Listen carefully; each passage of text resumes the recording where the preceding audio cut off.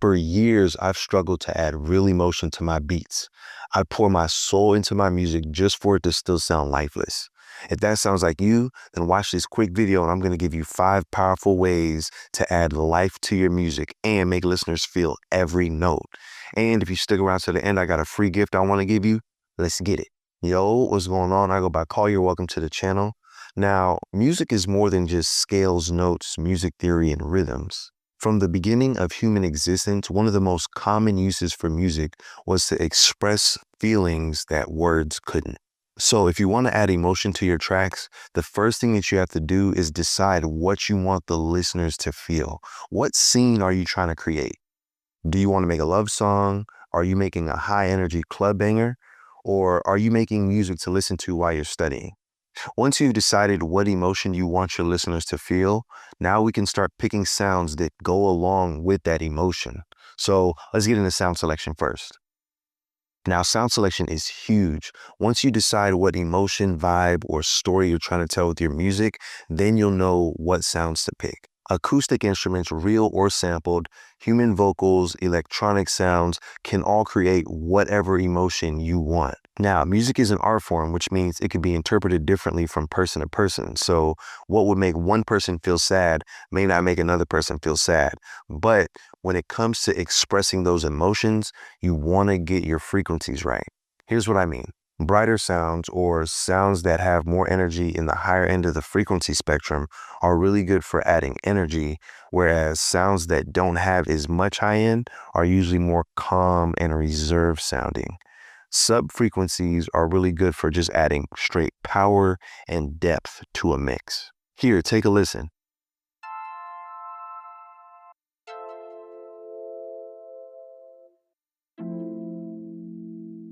You can hear the lower we go in the octave range, the less energy the sound has.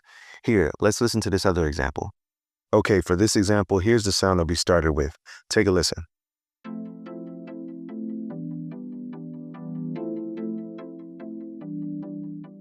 Now, this sound has a nice bounce and it covers a nice little frequency range. So the next sound that we pick, we want to make sure that the frequencies do not clash.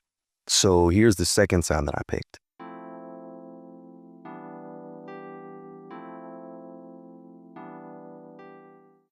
Now, when you hear them together, you can hear that they don't clash. Take a listen.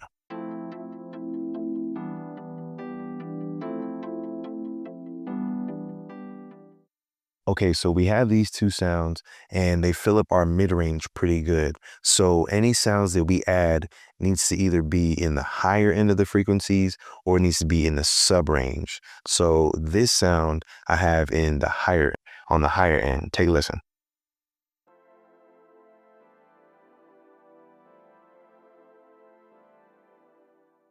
You can hear it's a light, airy sound, and I got it turned down, tucked in the back of the mix, because I'm going to add another sound that's a counter melody that's also going to be in the higher range, and I don't want them to clash. So let's take a listen to what we have so far.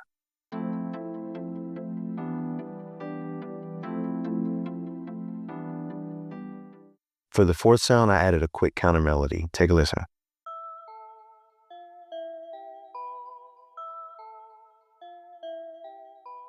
And together, everything so far sounds like this.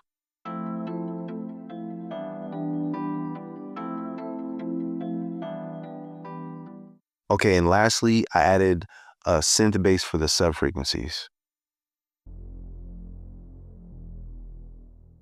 Now, everything together sounds like this.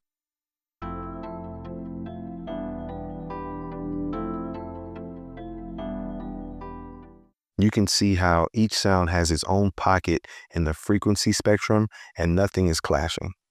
That's why high energy music like club music or EDM use brighter sounds because it injects the listener with so much energy. But when you start talking about lo-fi or R&B, a lot of those brighter sounds aren't used as much because it's supposed to make the listener feel calm. Now, sound selection is a skill that just gets better the more that you work and practice at it. So if you don't have it just quite yet, don't worry, keep working at it, and I assure you, you'll get better. Okay, now we're going to talk about the heart and soul of your track. Let's talk about chords. Okay, I'm about to show you a trick that could change the way that you see music, but first, a little context. Now, we have been programmed with all the music that we hear throughout our lives. We've been programmed to feel or think a certain way when we hear certain chords. Chords that trend up usually make us feel more positive, while chords that trend down usually make us feel more negative. Chord progressions that go up and down make us feel happy and positive at the same time, and we can use that to create more complex emotions. Space out your chords to create more of a vibe or to make listeners really feel the chord that you're playing. If you want to increase the energy or add bounce, you can use shorter chords. Triads, or chords with three notes, typically make listeners feel the more basic emotions. Extension chords like seventh chords or ninth chords, as well as diminished or augmented chords, can create deeper, more complex emotions for the listener. Now, how can we use these tips to create emotion in our music?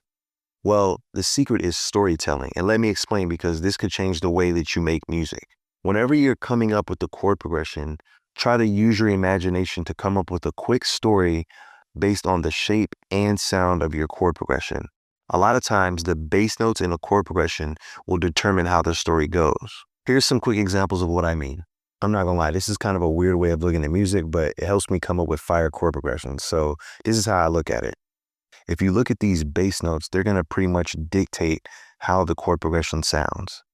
Now, it will change whether you use major, minor, or seventh chords. However, the theme kind of remains the same. But this is what we're going to do. We're going to look at our bass notes and we're going to come up with a story for a main character. So I'm just going to name my main character Jerry in this one. You can name him whatever you want. It doesn't really matter. Jerry's doing all right in life right here. And then something bad happens to him. Maybe he gets robbed or his house burns down or something crazy, right? And it's just lame for a while. But then something good happens to where he's doing all right. So maybe he inherited some money or he got a promotion on his job or something. But then something kind of bad happens again. So, he's back in a ringer for a long period of time. But you can see this one's longer than this one. But you could kind of see he gets like this up, down kind of. So just based on that, you could kind of see that this chord progression would probably sound happy and sad at the same time, but probably mostly sad just because of how long these sad chords are right here. But let's take a listen and see what it sounds like.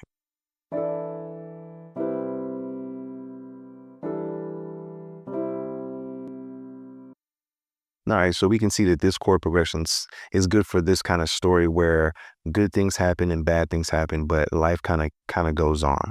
All right, let's try another one. Okay, now this one is a little bit of like a comeback story that you could kind of see. Our main character here, we'll call her Sarah this time. She starts out doing okay, and then something kind of bad, but not too bad happens to her. So maybe her dog ran away or something, right? And then, something else bad happens, but this one's a little bit worse than the first time because the jump's bigger. So maybe her dog ran away and then she couldn't find her dog for like a week and it was just terrible. And so that's kind of how this chord progression is trending. It's not good.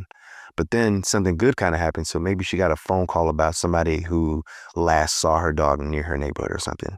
So you could kind of see how this is a little bit of like a comeback story. So it's not all bad. So there's like a little bit of positivity here. So let's take a listen and see what it sounds like.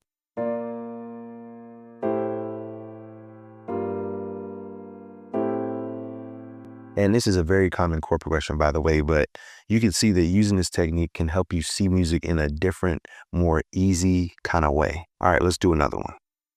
So you can see this chord progression is really just all bad for our main character. So our main character, we're going to call Ron. So things are going all right for Ron here. And then something really not great happens to Ron. Maybe somebody close to him died or just something really sad, right? Just because of how big this drop is. Things are not going well for Ron. And then things kind of just get worse. So Ron is not having a good time right now, but this is kind of like the story. So we could kind of expect this chord progression to sound probably pretty negative, pretty dark or whatever. It's kind of sad probably for Ron. So let's take a listen and see what it sounds like.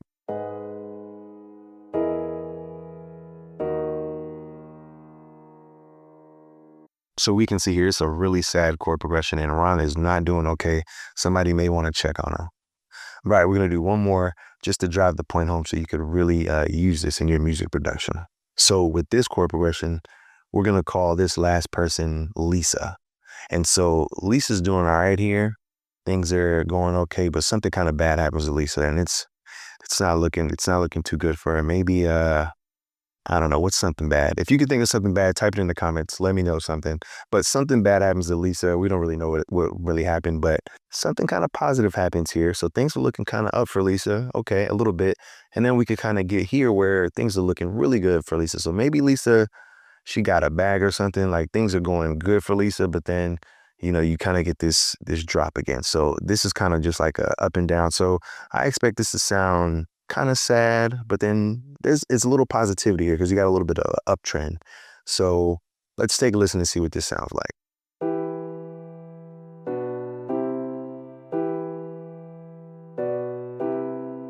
So we can see in this chord progression, that is kind of what it sounds like. It's kind of sad, but it's kind of like a comeback story even more. It's like a bigger comeback story. So things aren't all bad for Lisa, and things are starting to trend up. And you can even see here, I use this inverted D to make the second half of the chord progression sound a little bit more happy than the first part of the chord progression. So you can use that in your music production too.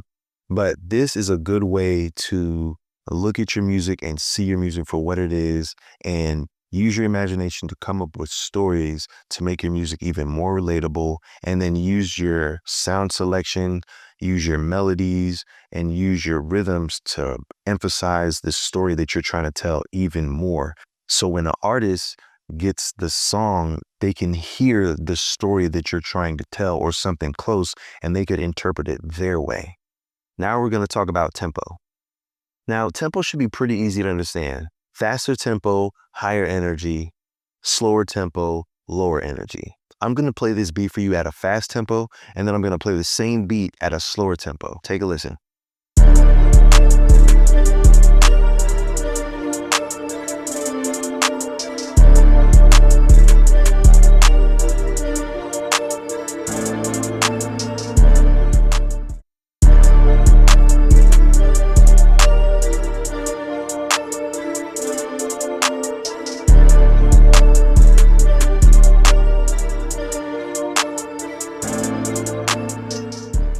The exact tempo that will be considered faster or slower is based on the genre that you're creating. Different genres have different BPM ranges. But wait, if sad emotional songs are usually associated with low energy and slow tempos, does this mean I can't have a fast, slow song? Now, this question taps on the reason of why I love music so much, because it's complex and layered just like life is. In life, you could be having a good day and a bad day at the same time. Just like in music, you could have a slow, happy song, or you could have an energetic, sad song. You feel how you feel about a song based on the song as a whole, not just one part that makes up the song. Okay, so sound selection, chord progression, and tempo are going to be the main determining factors of the emotions of your song. Now, these next two tips that I'm about to go over will show you how to take that emotion to the next level. Now, in my opinion, effects really just magnify the emotions that you already have in your track. Effects can be used to set the scene or to add a little bit more detail to the story that you're trying to tell in your music. EQ can be used to add or remove higher or low frequencies. So kind of like I said in this video already, if you use it to add higher frequencies, you're adding energy to your track. And if you're using it to take away higher frequencies, you're removing energy from your track. Compression, delay, saturation, gating, LFO, and granular effects also add movement or energy to your tracks. Reverb is great for putting sounds in an environment, which is great for storytelling or setting a scene. Room reverbs are closer and more intimate, while stadium-like and cathedral reverbs are grand and more lush. Lo-fi effects are great for adding feelings of nostalgia, comfort, and a sense of warmth to your music. Reversing sounds usually add chaos and confusion to negative sounding tracks, or it can be used to add a hypnotizing effect to positive or neutral sounding tracks. Okay, lastly, let's talk about texture. Musical texture is the way a composer combines melody, harmony, and tempo to create a piece of music. So, to put that in simpler terms, musical texture is how the various layers used to make a song are combined to make a song. So, you're probably wondering, why is this important? Well, it goes back to storytelling. You can use textures to take listeners to different places with your music. Let's say you heard ocean waves or crickets chirping faintly in the background of a track. It might make you feel instantly calm or relaxed when you hear it. Ambience from a jazz club or people in church. It might make you reflect on pleasant memories. Accents, phrases, and perk loops are also excellent ways to add texture, bounce, rhythm, and energy to your tracks. Foley or live field recordings could be recorded on your phone anywhere at any time, and you can use all of this to make your music sound unique and different. Vocals or vocal phrases from you or a sample pack can be an excellent way to add raw emotion to your tracks instantly. Now, textures don't need to be loud in the mix. You could turn them all the way down to where they're barely even noticeable, and you would want to EQ out frequencies that are unnecessary. You don't want to muddy up your mix. Now, use all of the elements that I talked about in this video to come up with your own vibes, your own emotions, and tell your own stories through your music. Experiment with these tips to see what you can come up with. Now, if you liked any of the samples in this video, they can all be found in the free Memories sample pack from the Loop Source. Everything is 100% royalty-free, stems and MIDI included, with bonus MIDI and textures. Link is in the description.